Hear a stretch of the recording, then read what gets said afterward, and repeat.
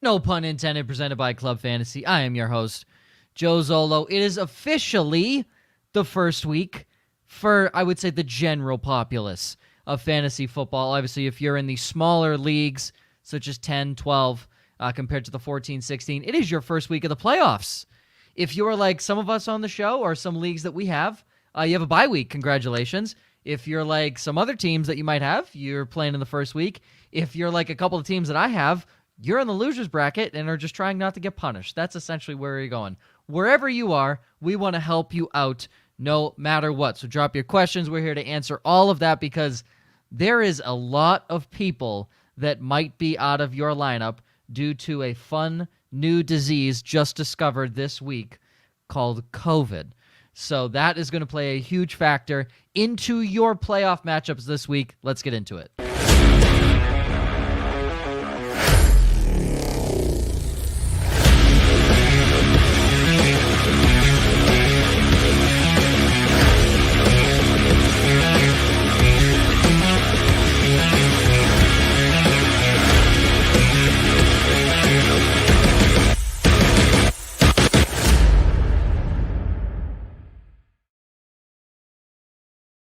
Welcome into No Pun Intended, presented by Club Fantasy. I am your host, Joe Zollo. Joining me, as always, Joshua Hudson and Ryan Weisse. Gentlemen, how art thou? I'm always good.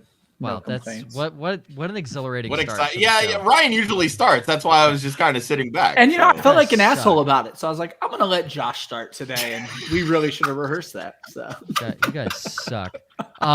Breaking news. Dude, I'm riding high. I got a first round bye because of a freaking stat correction. I'm all about it this week. I think I'm sitting on 4 first round buys in 15 playoff appearances, and then the other 11 I'm fighting right now.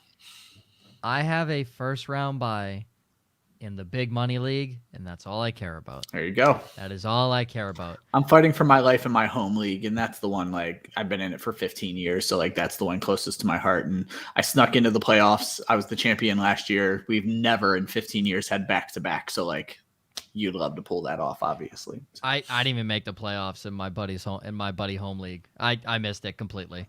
My entire team relied on the Tampa Bay passing offense, and for about 4 weeks, they were non-existent. Yeah. So went on like a 5-game losing streak. That was tough. Breaking news, though, out of the Tampa Bay Times. Former Jaguars kicker Josh Lambo. I promise this is good information. I promise this is good information. Insane. This is good information. I haven't read into this. It's just a headline. It says he's told the Tampa Bay Times that Coach Urban Meyer kicked him in August. Now, Urban might have been confused because it is kicker, so I don't know if he was confused. Or maybe he was. Of the quotes. If you read the news doc, the show doc, there's. Oh, you did? Oh, yeah. Oh, come on! You thought I was going to leave something like that off the show doc? I literally just saw the tweet from Adam Schefter, so I thought this just happened. I don't read the show doc until it literally comes across my face. So, I guess former kicker Josh Lambo, while stretching, in attempt to encourage him to make his kicks with an expletive in there. I mean, wow. I don't want to say that, again, I'm not the only one. I think this entire show was on the Urban Meyer's going to be an absolute garbage fire trash can. I didn't think it was going to be this. Oh, I don't want to say it was going to be this level. I did think there was going to be a lot of turmoil and a lot of idiocracy. I think this is maybe going a little further than I think anybody expected. Blessing in disguise for the Jaguars. If he leaves, congratulations. You've skirted out of the way for like the next 4 years he's signed under contract. Like I don't mean to be conspiracy theory guy, but I feel like at this point, like with things coming out the way they're coming out week after week after week, I almost feel like Shad Khan might have something to do with this, where like he's just looking for the one where it's like, okay, this is the one where the public has turned enough and I can fire him. So the public's already turned. Shit, you kidding me? Well, no. Public was turned early.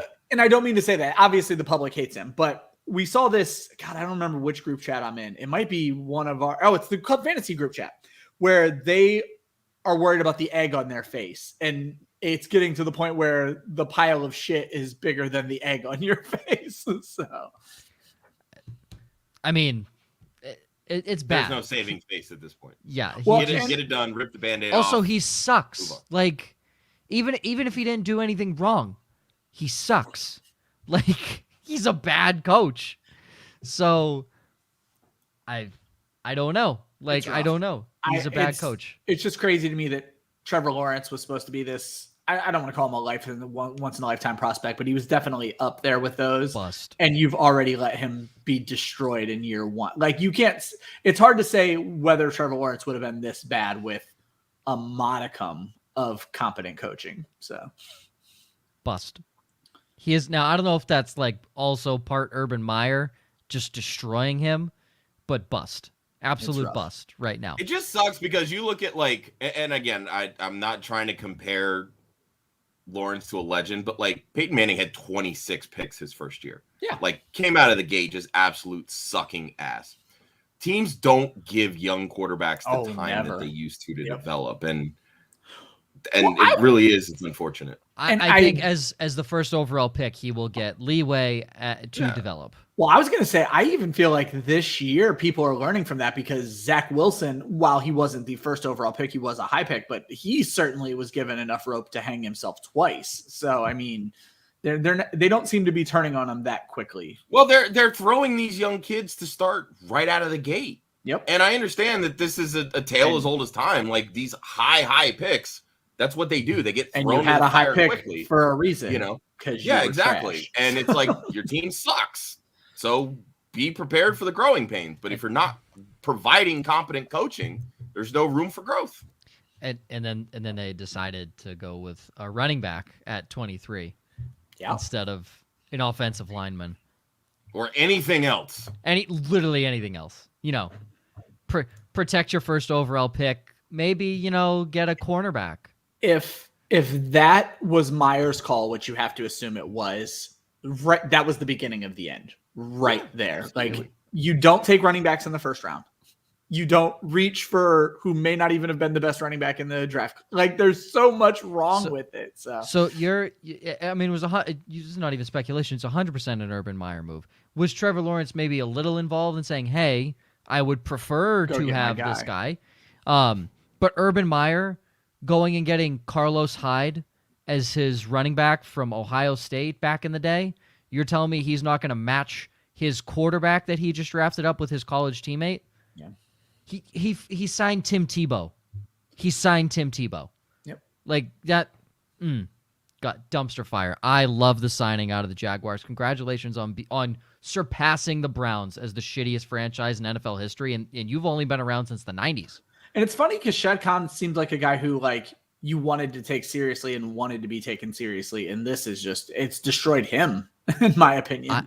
I could never take him seriously. One, when I heard his name, and two, when I saw his mustache. I could never take that. Yeah, man he definitely seriously. Looks like a villain from the Pirates of the Caribbean. I was gonna say, you guys are making me kind of angry with this negative mustache talk. Yeah, but your mustache works.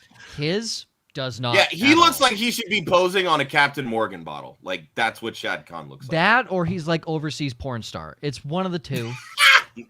If he's making that kind of money in overseas porn, I'm right up twice. Ryan's in the wrong business. Yes. Okay, so that new disease, COVID, that was just discovered on Monday. Yeah. Weird one. 36 players are on it on that COVID list. Oh no, that was just on Monday. Oh, I know. And then 29 on Tuesday, and then 31 today. Yeah, 75 plus now. 75 plus.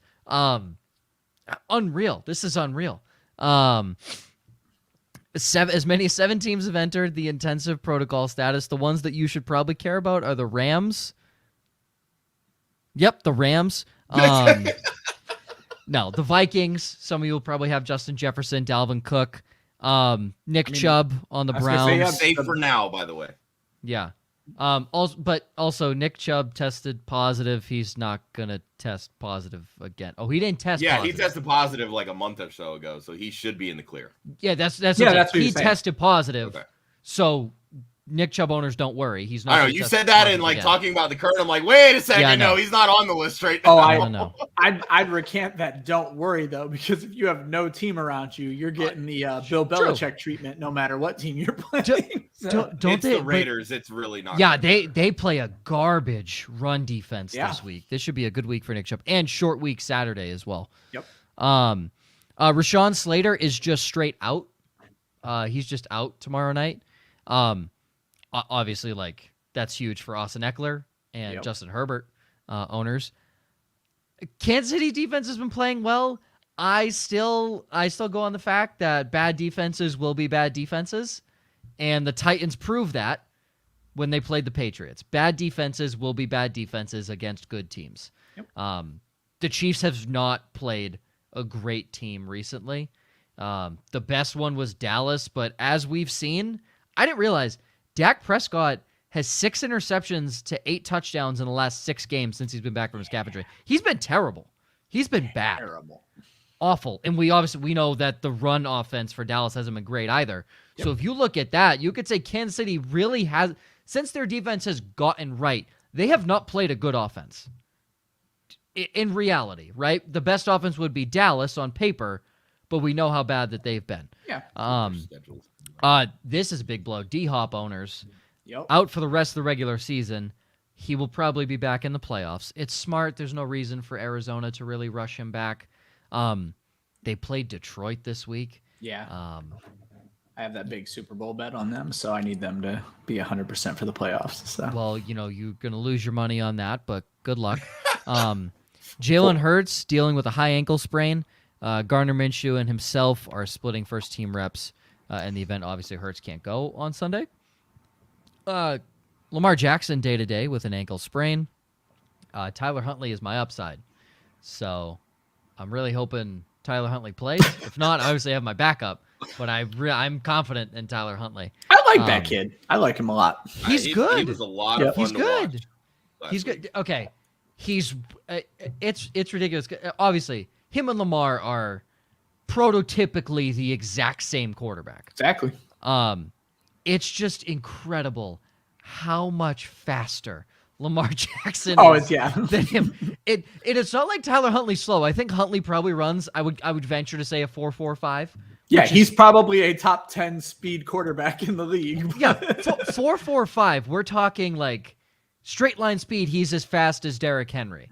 Lamar Jackson just runs a 4.3, and it's unbelievable the difference in the two. It's only a 0.15 second difference, which is unbelievable. All right. Before we get into 3-Up, we got Boss Man Fat. First question of the day. Hello, Elixirs. Hello, Boss Man. Let's get into it. He's got 3 questions for us today. We'll start with one. When you that playoff game. Yeah, Hawkinson or Gesicki. Detroit is at home against the Arizona Cardinals. Gesicki at home against the Jets. I'm going to venture to say we are going to say in unison Mike Gesicki. Oh, yeah. Yeah. It may not be a question. Tight end this week. And Hawkins, he's trending towards not playing. Yeah. Correct. This question may end up getting answered for you anyway. And it will get answered in the right direction. It's just it's Gesicki.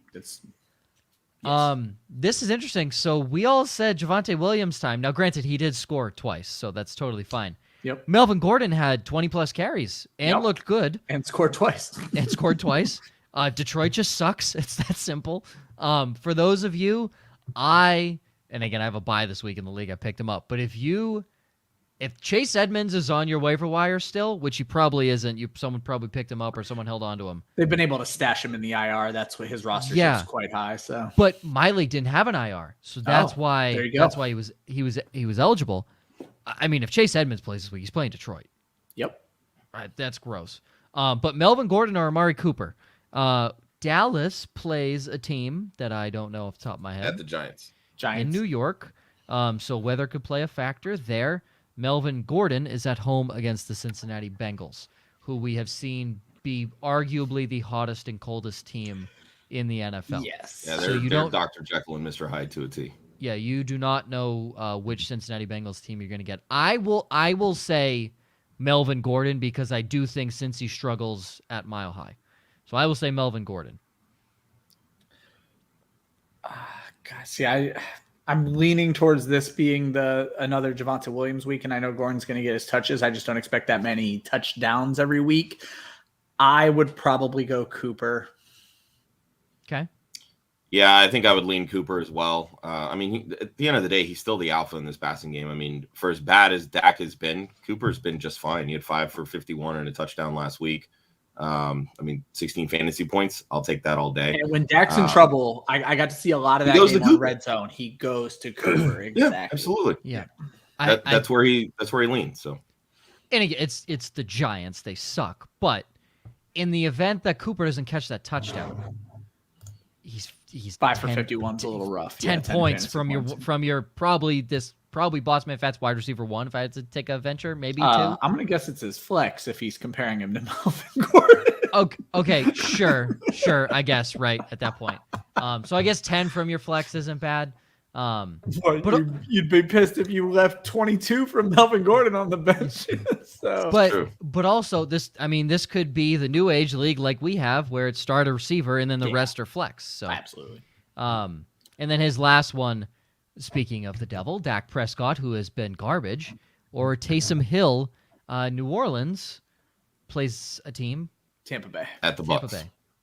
Oh, okay. They are. Okay. I was like, I thought it was Tampa Bay, but I forgot. Oh God. Oh wow. What? Dak? You got to go Dak. I was gonna say Taysom Hill is just a thorn in my damn side because my gut reaction is always not Taysom Hill, but like. Dak hasn't played great.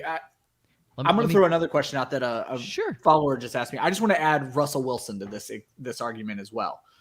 Russell Wilson or Taysom Hill, and I don't want to get away from Boss Man's question.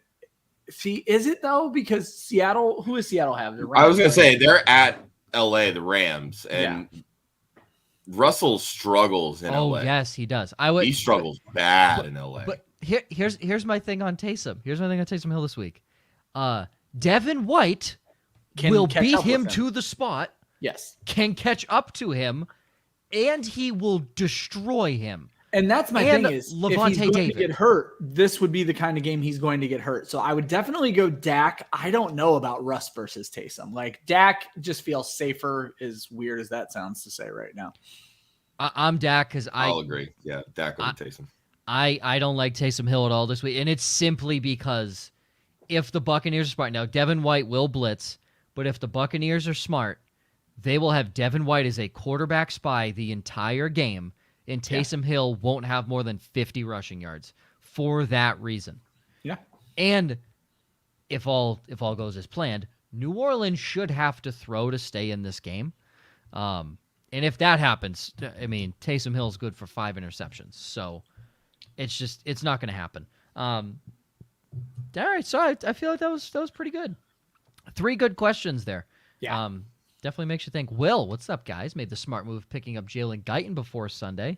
Yeah, he's had to do the same in a couple leagues. It paid off big time. I was gonna say when either Keenan Allen or Mike Williams doesn't play, Jalen Guyton slides in nicely. And even Josh Palmer had I was just gonna say Josh Palmer is looking solid. Well, here's the thing.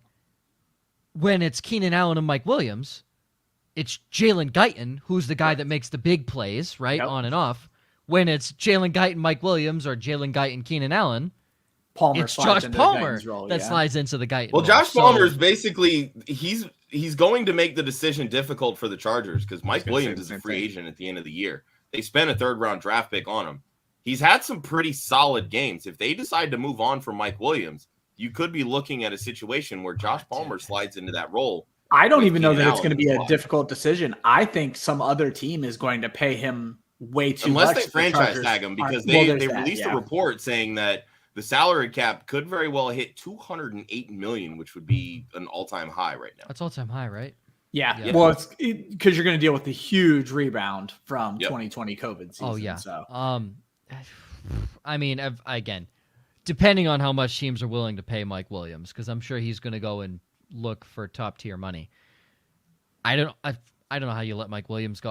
I'm sorry. I don't know Josh Palmer's, all his speed and like all that stuff. He's fantastic. I'd say the small sample size I've seen from him. He's great. Mike Williams jumps out the building. Like his 50-50 ball is unbelievable. He's been healthy this year. Yep. He has been. And this is the first, again. But First year. contract year. First year contract year. Remember when Devontae Parker went all healthy in his 5th year and broke out? Yep. And then look what's happened since. Exactly. But Will is asking for this week, do you think Jalen Guyton will keep rolling or should he bank on A.J. Green? I would bank on A.J. Green against the Lions. If Keenan Allen and Mike Williams are healthy, Jalen Guyton is just your big play guy. The fourth option at best. Yeah, but again, isn't a bad thing against a Chiefs defense that, I'm sorry, everybody, is still bad. And this game is in L.A. They already beat the Chiefs in Kansas City. This game is in L.A. Now, in L.A., it's still technically a home game for the Kansas City Chiefs because I've been there. The Chargers don't have fans.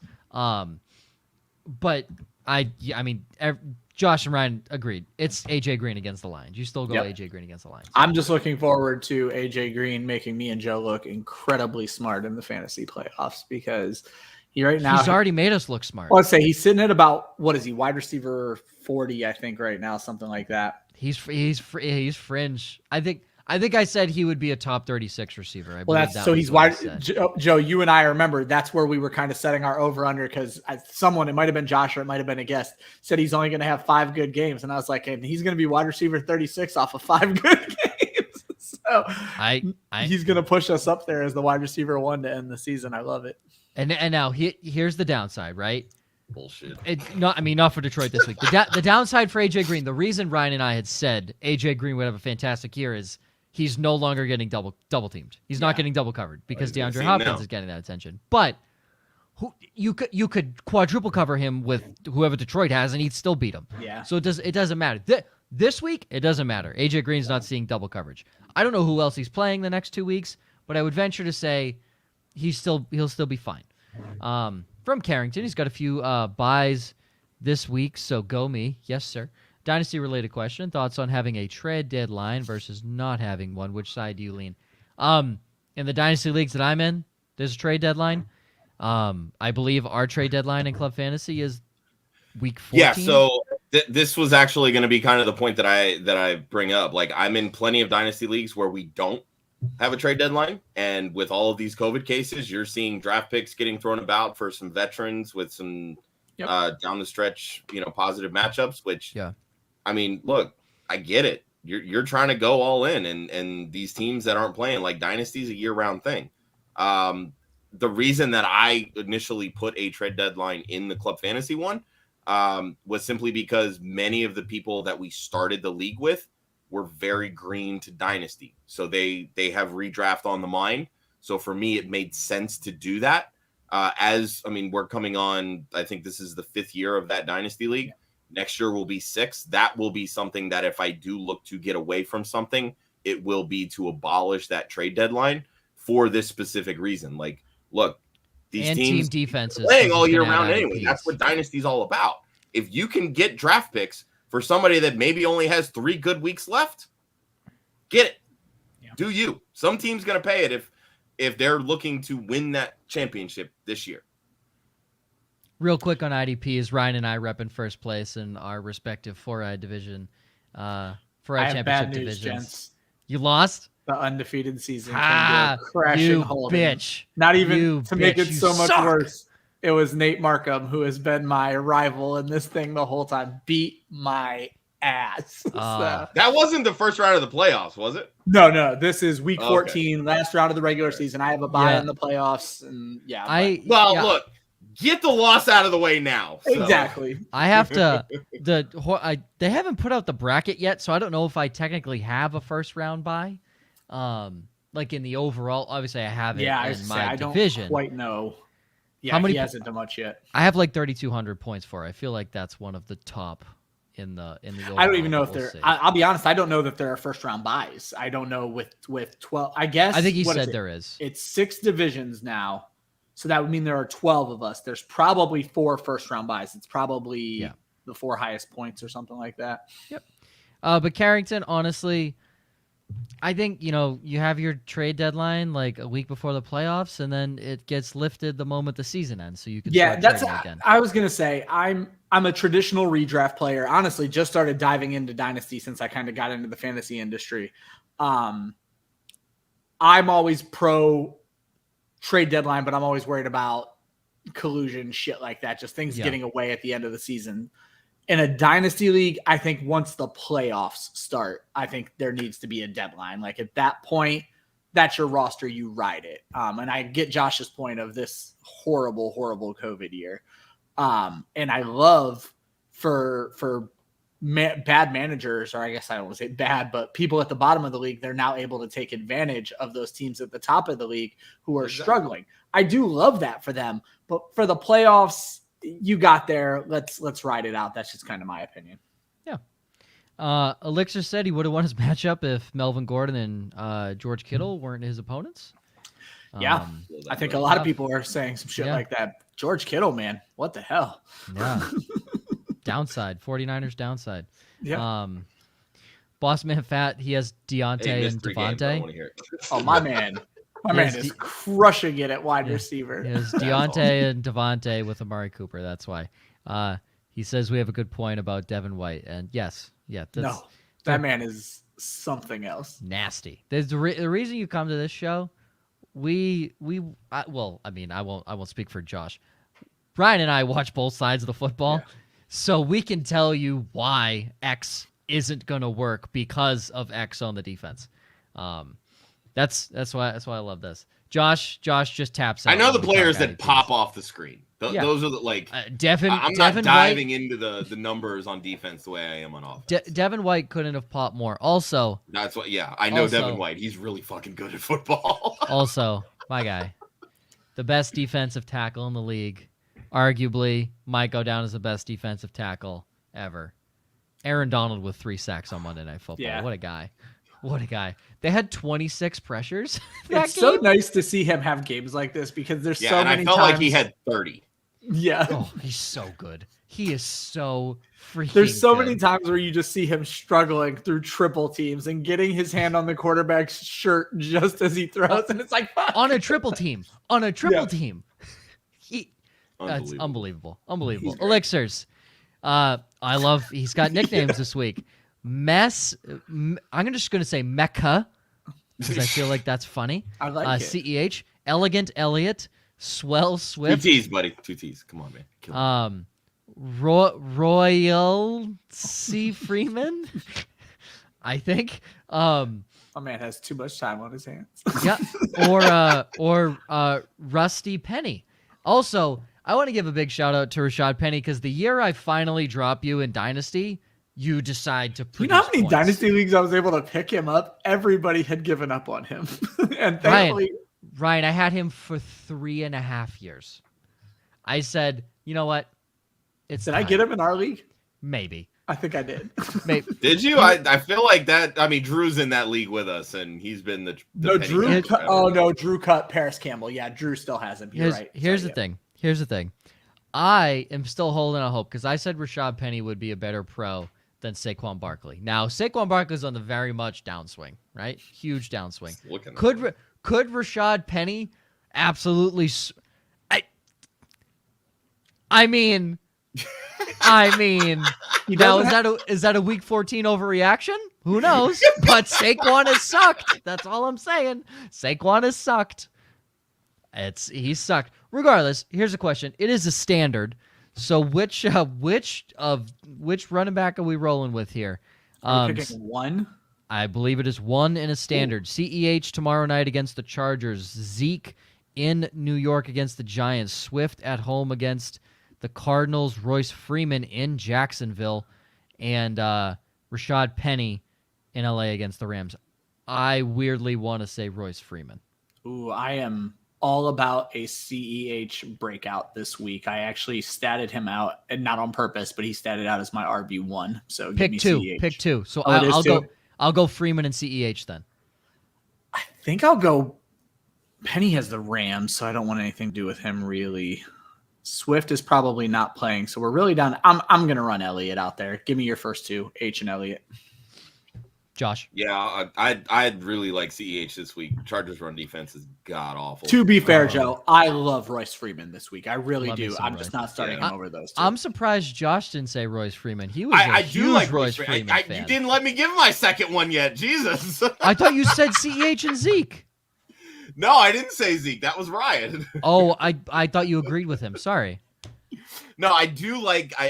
I'm tempted by Elliott just because it is the Giants. The Giants are so bad. It's looking like Tony Pollard's going to play this week. But again, with that foot injury, I don't know how much burst he's going to have. Didn't Corey Clement? But Zeke doesn't have any burst on that knee right now. So he really does make me nervous. For this matchup, it's all about, because again, it's standard. Who has the best shot at touchdowns? Zeke. Right now, that's CEH because of the matchup. And I'm going to lean Freeman here. I think it's Royce Freeman against that Jaguars defense. Yeah. His snap share last week was absolutely fantastic. They've already ruled out Rex Burkhead, and Dave Culley's basically said it's going to be David Johnson and Royce Freeman.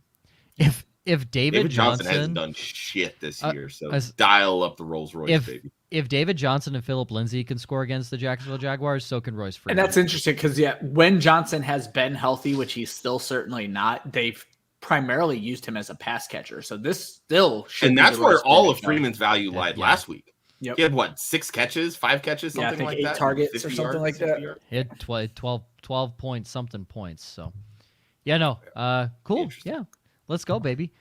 Ride Royce Freeman. Who would have thought you had Royce Freeman in your freaking week Who would one have thought playoff lineup? you'd be considering Royce Freeman and Rashad fucking Penny in your first round year? Over Ezekiel Elliott and DeAndre Swift. Like, that's this guy. That to me is the more shocking part of this. This guy, the guy who said 4 years ago in the draft, Rashad Penny would have a better pro career than Saquon Gotta be Barkley. patient, baby. That's right.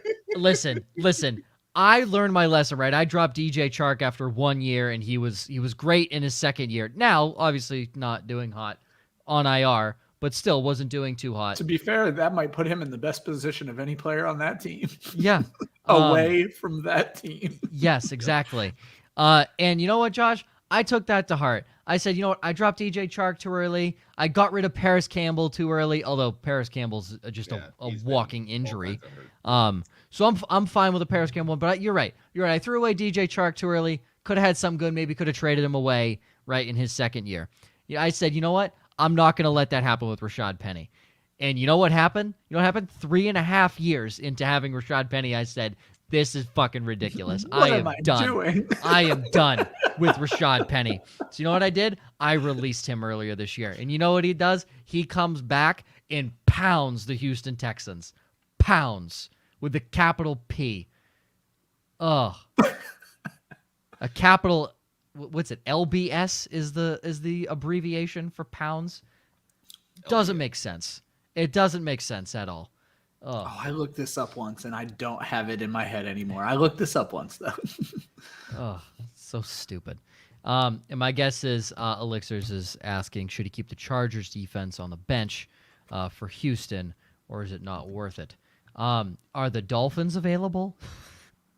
Yeah, Miami statted out as my number one defense. Yeah. Chargers are bad. Chargers statted out as my 20. Houston's my 21 because I'm predicting a big James Robinson week. So, really? Yeah, that's ballsy. I would say, can you give me some hope going into week 16? Because I have J. Rob on a bye this week. Can you give me some hope? I think he's gonna channel the negative energy, and this is the right defense to do it against. I think. I don't disagree with you. I just want you to be so right to give me confidence going into week 16. That's all I want. I think we all agree. If the Dolphins are available, because I know I picked up the Dolphins in the league. If the Dolphins are available, go get the Dolphins. Yep. Yeah. Urban kick J-Rob, so exactly. He's ready to go this That's week. what You're I right, heard. Carrington. Yes, sir. God. That's the story they're not reporting. The last person he needs to kick on that team is James Robinson. He is the only man built for the professional level on that team. Yep. Absolute dog. All right. Let's get into our 3-ups here and 3-downs as we get some more questions rolling in. 34 minutes into the show. Josh, you have Mark Andrews as your first up. Did it with a backup quarterback. Is now the overall tight end 1. Hey, the streak might end. Yeah. Yeah, I mean, I know Kansas City's defense was the reason that the Chiefs' offense wasn't so hot last week, but Travis Kelce with 7 points. Oh yeah, that Tyreek Hill might come up again later. Tyreek Hill with 11 points. I just want to point out there's a dynasty orphan team that I took over this past year, like literally in the middle of the season. I have both Mark Andrews and Kyle Pitts on that team. Ooh, You should get rid of I got to Kyle figure out Pitts. what to do, and it's not tight end premium. Probably get rid of Kyle I Pitts. started screwing around. I play in a league with. Yeah, I my feel like I could probably get the most value for Pitts, honestly. I play in a league with my son. It's I don't want to call it a father-son league because there's a daughter in it, but a dad and child league. And I got Waller and Andrews and then decided to screw around. So I literally have like every good tight end in the league. I have Kelce, Waller, Andrews, Kittle. Why? Or no, I don't have Waller. I apologize. Donovan has Waller. We can start 2 flexes and a tight end. So I start Kittle, Kelce, really? and Andrews every single week. And then I made a joke out of it. I have Dawson Knox on the bench. Like everybody who's had a top 10 week is on my bench so that nobody else can have a good tight end. It's only me and Donovan. It is completely ridiculous. Wow. That's amazing. And I'm in second place. The Weisse family is just full of pricks. I think. Oh, that's- what's funny is it started out as like a fun thing for me to do, and then I realized how bad I'm screwing these children over because they can't get a tight end at any point. So, wow. fuck those kids. Fuck them kids, bro. Yeah. Fuck them. Christian, there's your clip this week. Fuck them kids. Just in time for Christmas. Dude, we just had Scott Fish on Saturday. We cannot. Just in time for Christmas. Just in time. Screw the kids. Screw the kids. Okay. Robbie Anderson. was the top 10. I'm glad I can make everyone laugh at least once a week. Robbie Anderson took 14 weeks to get a top 10 finish.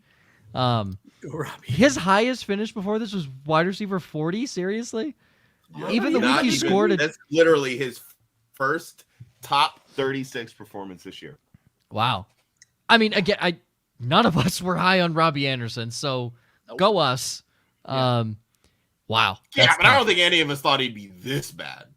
No, Yeah, he's definitely garbage. not this bad, but my favorite thing, I think we talked about this 2 weeks ago, was when people are like, Robbie Anderson has a chemistry with Sam Darnold. Sam It's like, Darnold, no, he yeah. was shit. That's why we were happy he got away from Yep. Yeah.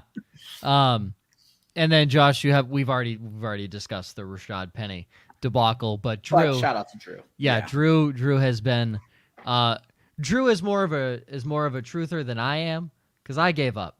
I 100% gave up. Drew's still on the train. I got off the train. I actually jumped off while the train was going full speed because I just wanted to get off. What's funny is me and Laquan Jones were just going at Drew on Twitter for about a month straight every single time Rashad Penny news had. And Drew stood up for himself, and it all paid off in week 14. I texted him after the second touchdown. He had no idea that Penny scored. He sends me the gif. He's like, vindication! Yes. Drew, I'm shocked me and LQ didn't get a few of those. I'm sure LQ did. Drew, I want you to enjoy it this week because he's doing last week. He's doing nothing this week. Yeah, so it's gonna be rough. Yeah. Ryan, you have James Conner. Terrible game against a good rush defense. He still scored 2 touchdowns. He's got 16 total on the season. He had 26 career touchdowns before 2021. He is the Mike Tolbert of the Arizona Cardinals this year. Just an absolute vulture of touchdowns. Obviously more skill than Mike Okay, Tolbert. I was like, I don't know how to go that far. But, I mean, name me a guy in recent memory that is... balls into the end zone every damn game. Exactly.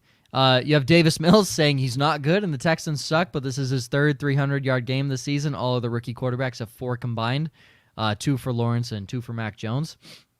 My boy Mac. I don't think Davis Mills is that bad. I don't think he is either. We kind of shit on Cully at the beginning of the season. It'll be interesting to see if there's a new coach there next year because we had kind of said this was going to be a transition year. But just to see if they can actually build a real team around him next year, I think Mills is not a bad quarterback. I don't think he is either. And you have Odell Beckham, so you're not a Baker hater, but it is amazing what this guy can do in a wide open offense with a strong arm quarterback. It is. Yeah. just change of personality, change of scenery. Like, was there ever a dude made more for LA than Odell Beckham? So yeah, I mean, he's got LeBron James, yeah, you know, whacking his sack in the locker room, I'm sure, before the games. So we literally said fuck kids on the show. Like we did. Fuck the kids. Yeah. I stand by that one. Yeah. So, oh yeah. Yeah, I mean, you're right. Odell was built for LA. My 3, Tom Brady, top 3 quarterback. Let's go. I gotta ask Joe. Did you at least go back and watch Start Sit Different Day when I gave my best Joe Zollo impersonation when everybody was fading Tom Brady, and I did the whole little lean in the microphone, and I was like, Tom Brady owns. I did not go back and watch it. You should. It was pretty fantastic. I appreciate that. Yeah. Why were we doubting Tom Brady again? I will say Scott Fish put together a pretty compelling argument to fade Tom Brady. Listen, he wins against them, yes, but his stats against them the last like 4 or 5 weeks or whatever it was, not great for fantasy. You know what, Scott? I applaud you, right? You do great things. You know, you're awesome. Thanks for coming on the Starts a Different Day show. I hate to say this because I never met you. That's just stupid. That's just wrong. That's just dumb.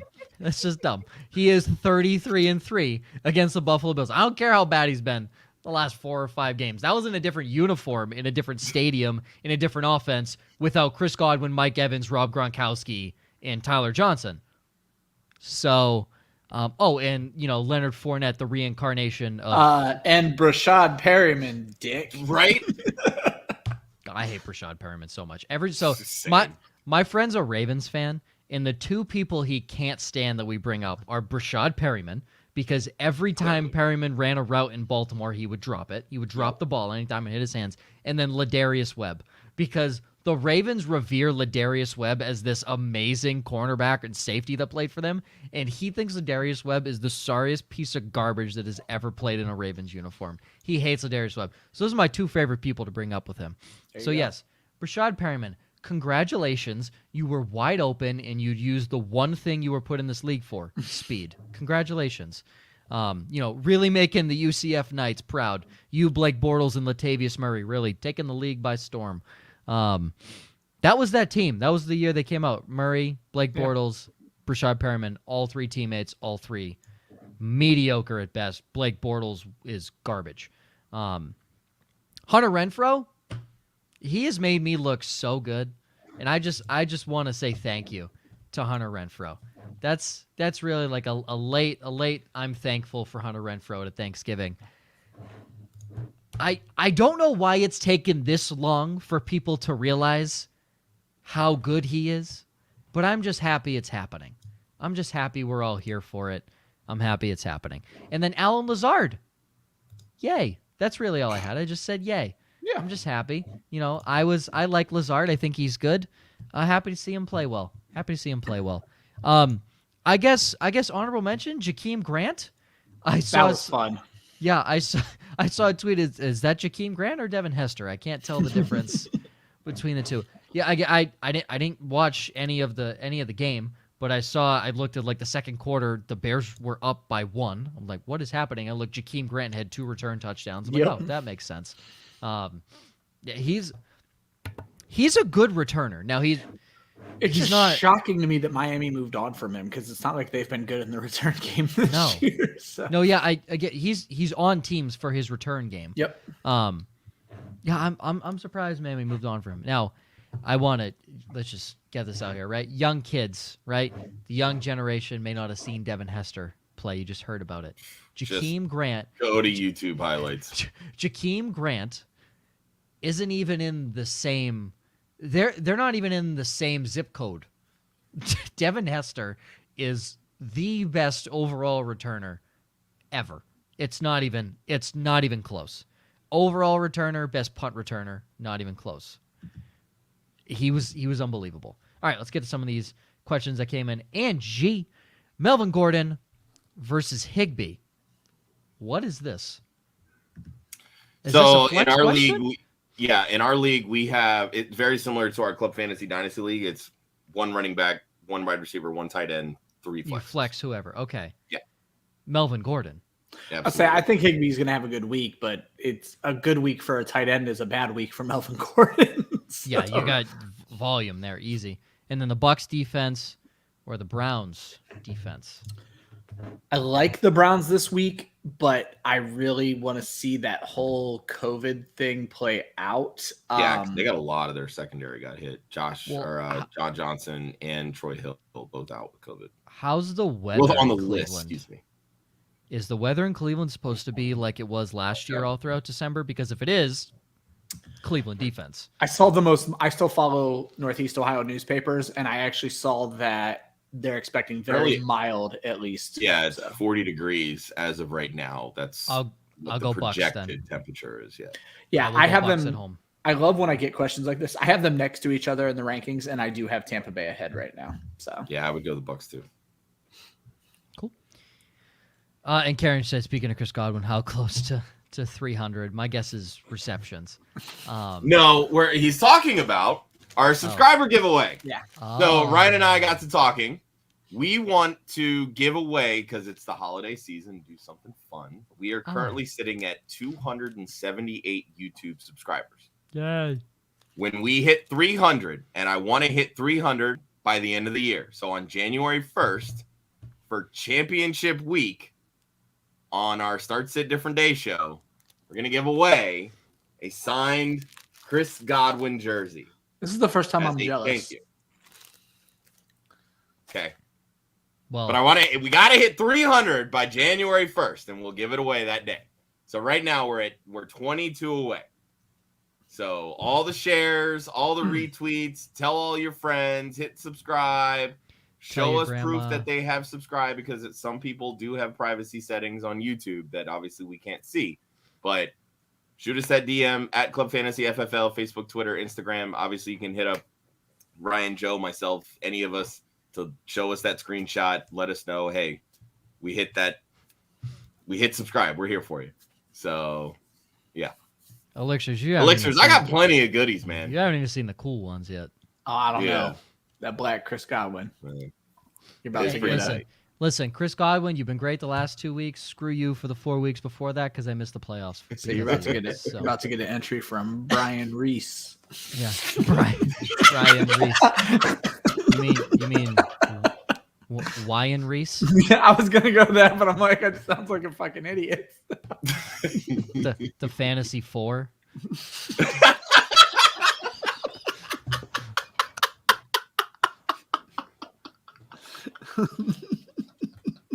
He's gonna bribe you with this. Let me slip you a 10 real quick. He's just gonna print that off. He's gonna bribe you with it. All right. Oh man. 3 down. This is a great show. Love my Wednesdays. Josh, you have the NFL. You said week 14 buys or BS. One league he has JT in. He's fighting for a bye. But the stat correction gave you the win. Stat corrections. So good job, I guess. You say Urban Meyer. We've already discussed. The only time I'm Urban happy Meyer. that I started the Cowboys defense. Oh yeah. You say Urban Meyer. That's really it. And then you say Derek Carr. The Raiders are flailing for as much as some put him in the MVP combo at the start of the season. Should be putting a lot of blame on him for their collapse. Yeah, that whole organization is tough right now. So, Ryan, you have COVID. You ruined everyone's 2020. Now you're coming for the fantasy playoffs. You say Dak, all these weapons. You score 11 fantasy points against Washington. The pick to Cole Holcomb was a joke. I watched Schultz wide open, and I was like, "Oh, easiest throw ever." Dak waits an extra hour and then still throws right to the linebacker who slid into coverage. It was infuriating. Again, I don't know what my feeling or inkling was. I just felt Dak was going to have a bad game against Washington when everyone thought that Dallas was going to. I mean, for the record, Dallas's defense beat down on Washington, but that offense is struggling.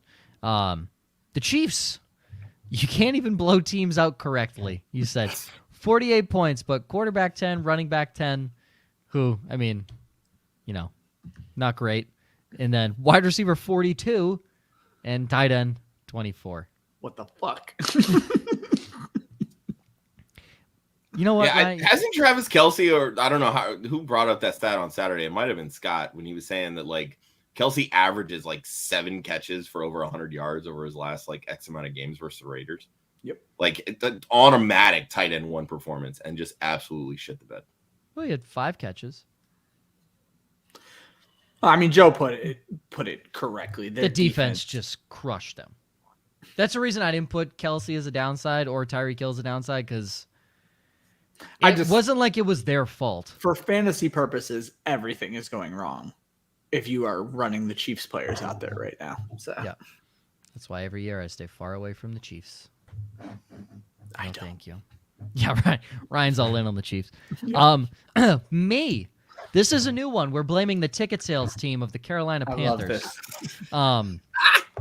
We're blaming the ticket sales team of the Carolina Panthers, and it's for making the Panthers re-sign Cam Newton so they could sell more tickets. Really, I just want DJ Moore to have a quarterback. Is that too much to ask for? I just want him to have a quarterback. That non-catch that was going around. That was my nasty. God, he is so Gross. good. And I'm fairly positive. Like, I got so excited because when Red Zone turned on the game, I just saw DJ Moore in one-on-one coverage, and he beat the coverage every single time. There was safety help over the top. Didn't matter. He was beating him. Never once did I see the ball thrown his way when he beat the coverage. Off the line, he beat the coverage. And nor P.J. Walker nor Cam Newton were like, oh, yeah, maybe I should throw to him. I can't believe I'm saying this. I am excited for Sam Darnold to come back. What? That's weird. At least Darnold throws to him. I'll say so are the Panthers. They literally just said he will play a factor to end the season or whatever. So Cam Newton, imagine giving that guy $4.5 million guaranteed and $10 million to sign for half the season. Imagine that. Isn't part of that $10 million if he wins the Super Bowl or some obnoxious? Sure. You know what? Fine. Tell me, $4.5 million. Yes. To sign. Do you know how much that is, Ryan? In theory, that is. He's a banker. Yes, he knows how much. Yeah. That Ryan, that is 500,000. You need to pull up the graphic again. Ryan, I could actually tell you the size of it stacked up because I know what it looks like. Ryan, ready? Ryan, that is $500,000 a game. It's Yeah. $500,000. Well, it's probably going to equate to about what, $650 per rushing touchdown. Right. It may account to $2 million per rushing touchdoon. Like, yeah, that's true too. You know, and $2 million per rushing touchdown and about 10,000 per interception and mistake he throws. that's a great point. Yeah, that's a great point. Sean, what's up, Sean? So yeah, we're blaming the Carolina Panthers ticket sales team. I like it. Allen Robinson, he has 2 games that are just barely over 10 points. Wow, that's bad. Yeah, I think we may want to be careful where we're throwing a quarterback proof around. Yeah, I'm getting to the point where it's starting to be like pat on the back time for a lot of us, right? Allen Robinson is a huge pat on the back to this show for saying stay away. Yep. Because wow. I mean, I believe I was the lowest on A-Rob. I'm certain you were. I wasn't. Yeah. I wasn't a hater like you. I never expected much, but that's because I was expecting Fields as the quarterback all year, more rushing, blah blah blah. So I was he so still far statted away. out as my wide receiver 14 in the offseason, but it's probably close to that for me. He hasn't even scored 14 points. To be fair, not on one of my fantasy teams. So. Yeah, no, God, no, I don't draft. I'm on 1 dynasty league. That's about it. Dynasty's fine though. Dynasty you probably had Dynasty. him long before that, or you acquired him for hopefully. All right. Yeah, I got him early in the season. I traded actually with Molina. Oh, I remember you said this. Yeah, first round pick for it. So you give up a lot, hoping for next year. Yeah. So, All right, this is a back-to-back shout out, back-to-back week shout out to my to our good friend Linda, Cole Kmet, 3rd down.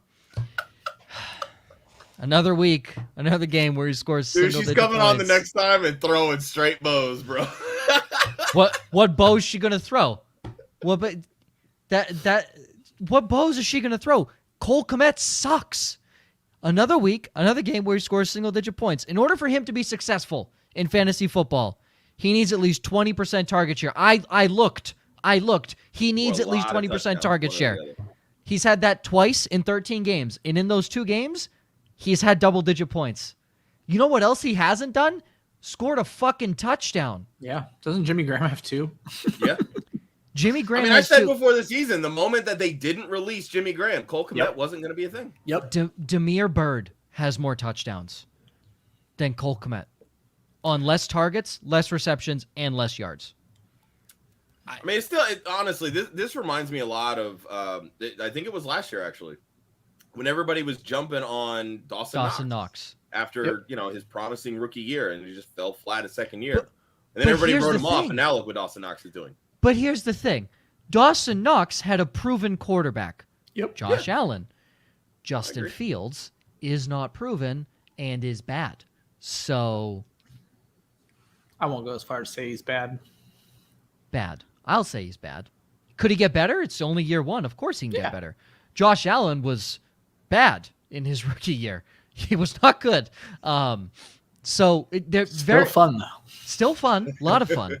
Justin Fields is fun, too. Justin Fields can be very fun at times. So he's getting fun. He's getting fun. Let's keep it going. Yeah, he's getting fun. He's starting to embrace his legs, finally. Oh, my God. I had brought that up in an article for Football Guys earlier in the season this isn't the Justin Fields that we expected in the NFL. Like, at that point, he was averaging fewer than 4 rushes per game. That's not what I thought we were going to get from him. And now that he's running 6 to 8 times. Over 60? Exactly. Yep. Yeah. He finally learned he has legs and his offensive line sucks. He finally picked up on that. 2 questions came in as I was about to wind up for the upside downside to wrap up the show, but here we go. Niner MMA 86. Jalen Guyton, Cole Beasley, Jacoby Myers, or Gab Davis. It's a half-point PPR. Pick 2, smiley face. That's a great question. I like Myers. I'm a little down on Myers this week because of God. I'm like in the middle on Myers. So that is strange. Perfect. I will say, I would start Myers in this situation, and I would probably, if Josh Allen plays, I would go Gabe Davis. If not, isn't Sanders out this week? Of targets. I don't know. Sanders was a non-factor last week anyway. 2 I targets, know, but I think he's actually been ruled out this week. That definitely helps Gabriel Davis. Yeah, I would go Myers and Davis. If Josh Allen plays, my guess is Josh Allen will play. If not, I would roll Jalen Guyton. Buffalo has an easy game this week, don't they? Carolina, yeah. So Myers and Davis if Allen plays. If not, Jalen Guyton. I would go... Obviously, I'm not touching a Bills wide receiver with Mitch Trubisky, so I'll go that, except I would go Beasley over Gabe. Okay. Yeah, if Trubisky ends up playing, I'm definitely going to go Beasley, and I'm probably going to go Myers by default. I don't trust Guyton. Myers is the best receiver in this bunch. Yep. Yeah, well, and that's kind of my point. I mean, I think he's going to have a down week, but from all these options, to me, he's arguably. I mean, we have to remember it's going to be another 60 games before he scores another touchdown. Yeah, probably. Yeah. So you really. So I mean, at this point, you're hoping for like a 6 for 70 game, which is fair against that Colts passing off pass defense. Yeah, get you 10.5 point. That's not bad. Yeah. And then Yak Benji should replace. I mean, first and foremost, congrats on this roster construction. Yeah. Woo! Yeah. Should I replace James Conner for Najee Harris, Cordero Patterson, or Alvin Kamara in a PPR? I'm gonna say, man, I would weirdly. I mean, Pittsburgh just sit playing? Conner at this point. He's hurt. Connor play this week. Connor is finding the bench in a lot of my leagues, even though it's Detroit. You got to keep an eye on the injury. Keep an eye on what happens with Chase Edmonds. Slide Patterson into a wide receiver spot. Start all 3. Start all 4. I think Sleeper is the only platform that he has dual eligibility, though. No, MFL is the only one where he doesn't. Really? Yeah. Okay. Stand corrected. Okay, so I think I had him in every league on every other format, even CBS. I mean, I don't play on Yahoo, and I can't remember. I only have one league on ESPN. I don't have Patterson, so maybe that's why I've seen it differently. But I'll throw this out real quick. I play in a league in Yahoo. I don't know why they do this. I joined the league, but they give a 1/4 point per carry, and I start Patterson at wide receiver, plus 3 running backs. So I'm just cleaning up. Quarter of a point per carry. Is Derrick Henry the God. 101? Absolute God. Yep. Okay, so it is Jesus. ESPN. All right. Yeah, I mean, you could definitely throw Patterson in a wide receiver spot depending on who your wide receivers are. But I mean, you have a flex, so you could start Najee, Kamara, throw Patterson in the flex. Well, that's what I'm guessing is no. I'm guessing. Well, you're saying if he's just skipping Connor altogether, he may actually be doing what we're saying. He might be having Najee, Cordero, and Kamara RB1, 2, and flex. My joke was slide him in Cordero into one of the wide receivers, throw Connor in there. But everybody wants this Detroit matchup. I totally get it. But we've already pointed out, and they've already pointed out, Arizona is not going to risk their guys in this game. They're just not. So you might see Eno Benjamin. Eno. We got to get the Joe chime in on that one. Might start him against Josh in the game that really doesn't matter in our Dynasty League. But so I will say one Josh, thing about... you're right. I apologize. ESPN is not dual eligibility. I thought I had him in there. So okay, so here's something I will say with Kamara. He does not play well against the Bucs. So he hasn't had the biggest game he had against them was in 2018, and that was the first game of the season. So again, that was with Drew Brees. He had 9 catches for 112 yards and a touchdown, and then 2 touchdowns on the ground. I mean, you're looking at his last few games. The upside with him, he scored. I was just gonna say touchdown. He scored a rushing touchdown in his last 3 games against them, but 3 catches for 15 yards, not great. He's had 61, 40, and 16 rushing yards in that order dating back to the first game in 2020. And he's only had 5 catches for 51 yards. His best game was the first game in 2020 against them. Whenever he plays Tampa Bay in week 1, destroys them. He scores touchdowns and gets yards, right?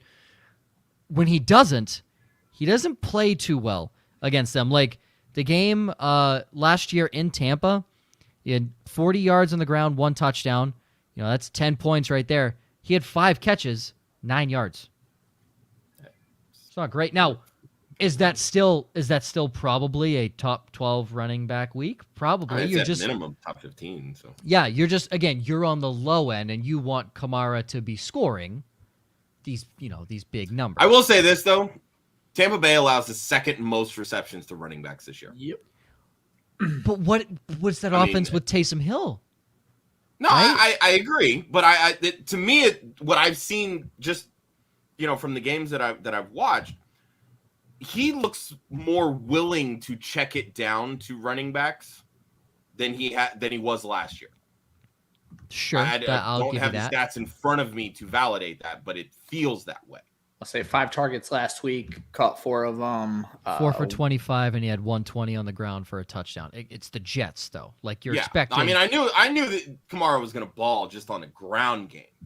That was also his most rushing attempts in a game in his career. Yeah. So I don't think Kamara is going to do much on the ground against Tampa. I mean, you're hoping the upside lies in the passing game because Tampa has not covered running backs well. Taysom's first game was Atlanta week 9, right? Because I thought there was a big deal about how it was Atlanta again. Am I wrong about that? I don't believe you're wrong. Okay, because seven targets for Kamara in that game too. So 12 in the last 2 games, but then only 4 against Tampa the first time they played each other. The most rushing attempts Kamara's had against Tampa Bay is 19. His first starts, Taysom Hill, were the last 2 weeks. Okay, so that was Simeon. Yeah, those were Simeon games. So 13 and 14. I just want to say be cautious with Kamara because you need him to score a touchdown against Tampa Bay because if he doesn't, it's shown he can't produce yardage-wise. And this may be answered for you if there's at least a small chance they rest Connor for this game. So, I don't think there's any reason to rush James Conner back here.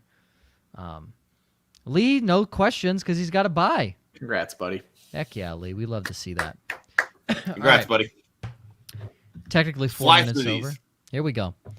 Josh, you were 3-1 last week, 27, 26-3 on the season. You got Jimmy G against the Atlanta Falcons. He's the quickest to 10,000 passing yards in a 49ers uniform.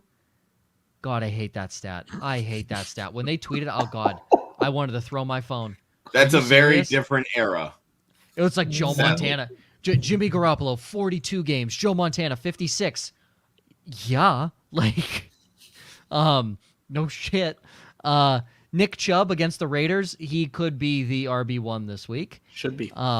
Darnell Mooney against Minnesota and Hunter Henry in Indianapolis. Ryan, you were 500 last week. You're 24-32 on the season. Now, that does stem from about 4 big swing losses where your tight ends have scored a big goose egg. Yeah. But Justin Fields against Minnesota. J-Rob against Houston. Really? We're going to put Chase Claypool on an upside list? I think everyone is expecting. Tool bag.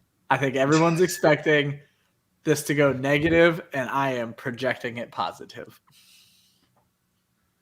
I just want to put note, I've never been on the Chase Claypool train, and I will never be on the Chase Claypool train for the reason he is Juju Smith-Schuster reincarnated. So you have Chase Claypool. Congratulations on another upside loss. Ricky Seals-Jones against Philadelphia. Last week I was 3-1. I'm 31-25 on the season. This is obviously a caveat. If Tyler Huntley plays, I like Tyler Huntley. My caveat, just so we can even it out, if not, Tua Tagovailoa against the Jets. David Montgomery against Minnesota. We all like one player from each position, minus tight end because Cole Kmet's garbage. And the Bears against the Vikings. I took a big swing on this one. Kendrick Bourne. I love it. Against Indianapolis. I like it. He's been really good. Like, obviously, outside of the game against Buffalo when, well, no one really did anything through the air on New England. Kendrick Bourne has been really good and has been the apple of Mac Jones' eye at the receiver position. And then Brevin Jordan is a legit fantasy tight end. So good. He's baby. Fantasy. I mean, Davis Mills, I was going to put him. I was just going to say, with Davis Mills in there, you could see some electricity down there. I was going to put him there last week, but I wasn't sure how much Davis Mills would look at Brevin Jordan. 3 catches, 15 yards, and he caught a touchdown. Yep.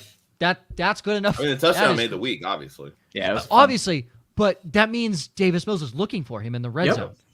That's all I care about. That's all I needed to put him on the upside list. Downside. Josh, you were technically undefeated, but you had a tie last week, so it doesn't count. You're 31-22-3 on the season, finally surpassing Ryan. Technically, at least in the loss. We've been going like neck and neck the last couple weeks. I am catching up to you guys. I am slowly but surely creeping up over these last few weeks. I just want to say that one tie was Tyler Higbee, who literally got ruled out. Hour before the game. I was so pissed. Yeah.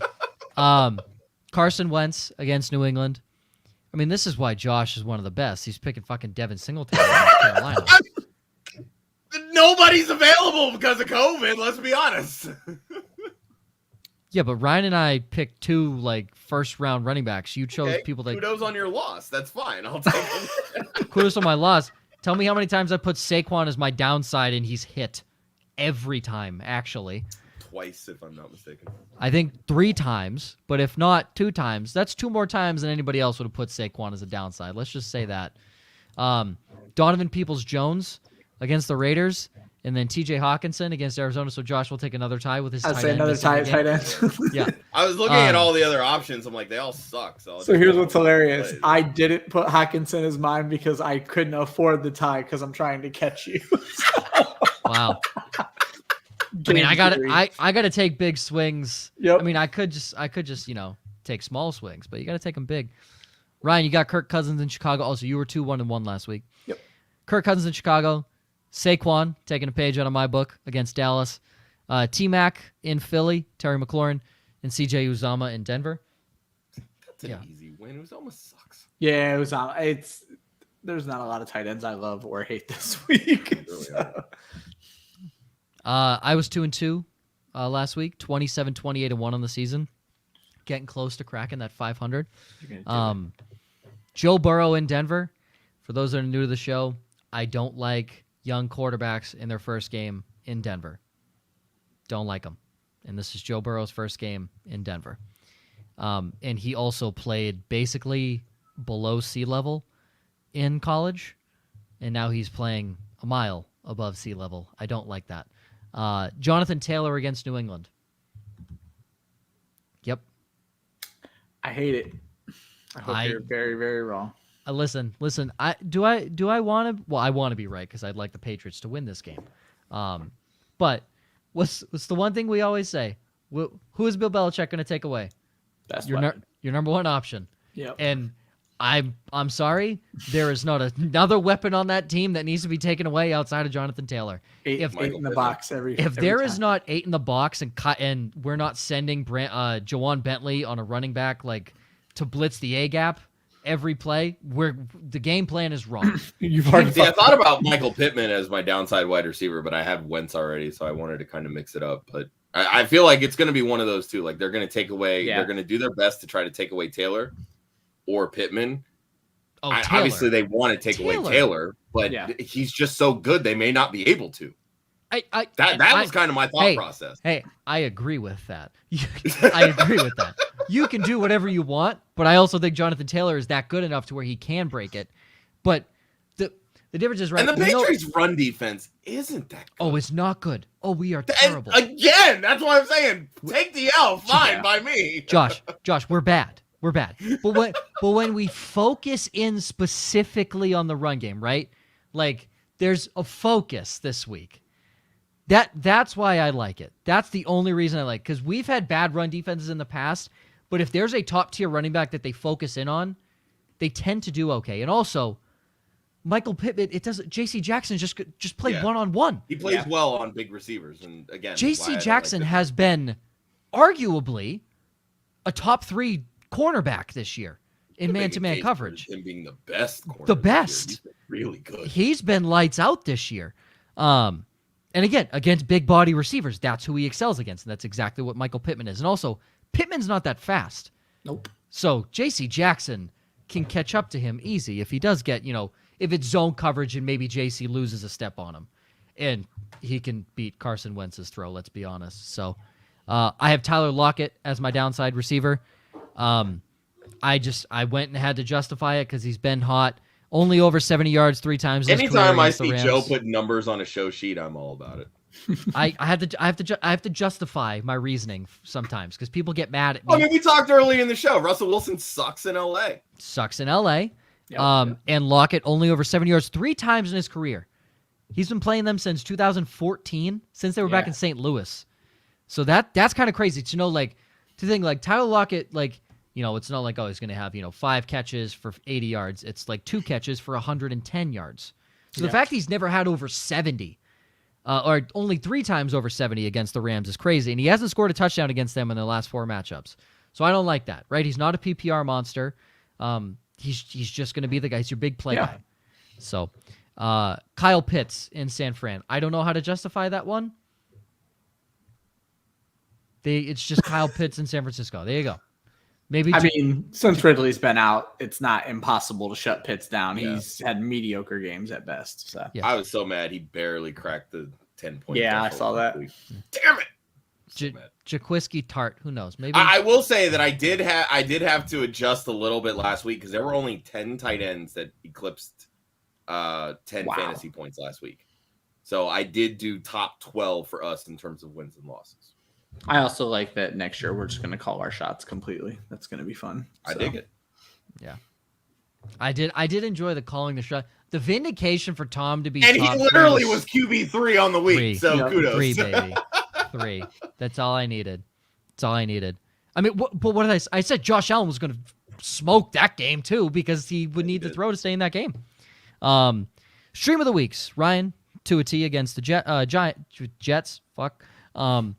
Tight end, Jared Cook against Kansas City. You have him pegged for a touchdown that we'll get to in a second. You have the Browns defense against the Raiders. Yep. Thursday night props. Josh is a bitch and took a layup. He'll say Clyde Edwards-Helaire over 60.5 rushing. I almost took the Eckler one for like 80 points. That's initially where the layup went. But I will say that yardage number is just fantastic. I was doing the research for the prop lobby, and the number is, I think, just below that, actually. Hold on one second. So they have him as 52 in the prop lobby. And I have a whole formula where I study things in the prop lobby, and it's like 70% that's going to happen. So, like, I love that pick for you. So, wow. I mean, I got the best record among all of us in our props. Yeah. So we all hit last week, though. You take I know. The layups. Clean sweep, 3-0, man. Yep. You take the layups. That's why. 100 points. I've taken quite a few big swings. Thank you very much. I'll say. Yeah, a few big things. Yeah. So here's the thing. I saw Ryan say, let's go big. He says Jared Cook scoring a touchdown at 120 points. To that, I said, I'm bigger, and I'm going to go bigger. So I said, Byron Pringle over 35.5 receiving yards. Boom. My justification for it, nothing.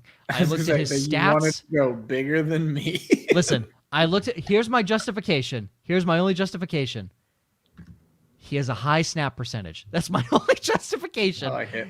And if he sees Tavon Campbell, he's good. He's good for 35 yards on one play. Tavon Campbell is a fantasy wide receiver's best friend. This is the only week I might tell you Mecole Hardman is a decent play because he will probably see Tavon Campbell. He's garbage. He's so bad. That's my justification on Byron Pringle right there. All right. Ryan, your stream of the week video drops tomorrow morning. Thrive Fantasy Props on Saturday. Well, first off, we're doing a Thrive Fantasy video this week, right? 100. We got called out on it because you missed it this week. For those that don't know, Ooh. my wife's car died. Everything went wrong trying to get the mechanic, and No excuses. it all happened during the Saturday show. So No excuses. No excuses. Starts a different day on Saturday. TBD, back again. I have Excited. some feelers out. We'll see who we can pull in. What we Josh do is a need to big discuss, feeler. and we'll talk about that off air, is what we're going to do for week 16 because Saturday It's morning, Christmas. Day. It's So- Christmas. Do we do it? Oh, Do I'll we do a figure Christmas something show with our fans? no, I don't know. I mean, no. Oh wow. Whoa. Jeez. God, Wow, that was quick. I like Jeez. our fans. I love my family. Christmas is the day I spend with them. God damn, Ryan. Jeez, can we give a little love to them?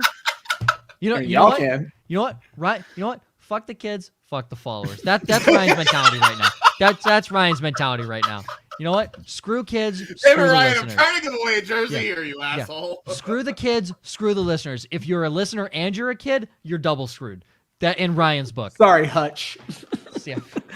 Screw you, Hutch. No, Screw you, Hutch. too far. You're the worst. Too far. You know what's funny? I laugh because he put out a tweet today saying that he didn't have a substitute teacher, and I forgot that But he is a child. That he's like a freshman. Yeah. I'm like I haven't had to wait for a substitute teacher in like 7 years. That's weird. I mean, you guys, it was like ancient times. You guys had to wait for a substitute teacher. DFS and Chill Sunday morning, 11 a.m. Eastern.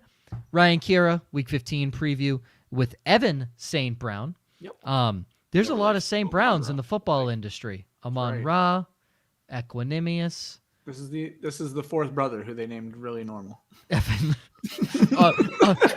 Equanimous, Amon Ra. The Evan. third one has a crazy name too. I can't think. I don't want to say crazy. It's a based off of an Egyptian god. I just don't remember what it is. So Are they based off of Egyptian gods? Mhm. I feel like Evan had to be an Egyptian god. at that's some what I'm point. saying. This Right? is the fourth brother. Yeah, he just got The the shit out famous of his, Egyptian god got Evan. yeah. Sphinx, St. Brown. Oh my God, they missed an opportunity. Oh, Giza St. Brown. So many good ones, and they just gave Evan. Dang. Well, Evan, excited to have you on the show. Like Josh said, if we hit 300 YouTube subscribers by January 1st, we're giving away the signed Chris Godwin Bucks jersey. It is the black jersey. On our Week 17 Starts at Different Day show. Fantasy and Frames as well. Already started. Go over to their channel. Check that out. Fourth in Frames. I have a bone to pick with Jorge. I'd like to know if I have a first round bye. Please and thank you. I just want to play Ryan in the championship. That's all. I just want to play That'd be Ryan in the fun. championship. Or just at some That point. would be a lot of fun. I You say know- Faith and I would blast the hell out of that on the Club Fantasy. Here's the Twitter thing. feed Do you if want to know that why that'd be happened. fun? Just throwing that out One, the shit talking. Yep. 2, the fact that we of everybody house the best IDP players on the We market. don't have an IDP show. We don't have an IDP Nothing show. with IDP. Could We you do imagine? one IDP show a year. We do one IDP show. 2% of our broadcasting schedule. I am the IDP brains of this. And I'm the IDP Braun. You are the IDP brain. That is true. That was good, Ryan. That was good. Josh is the IDP jester. There you go. Yeah, I'll take it. He's the entertainment. All right. That's it, peeps. This is a good show. Always show. fun. Getting a little Good longer. luck this week. Yes, everyone, good luck. To those that have buys, congratulations. To those Not that- everyone. Josh and I face each other in a playoff. No good luck to Josh. Oh, Fuck you too, Ryan.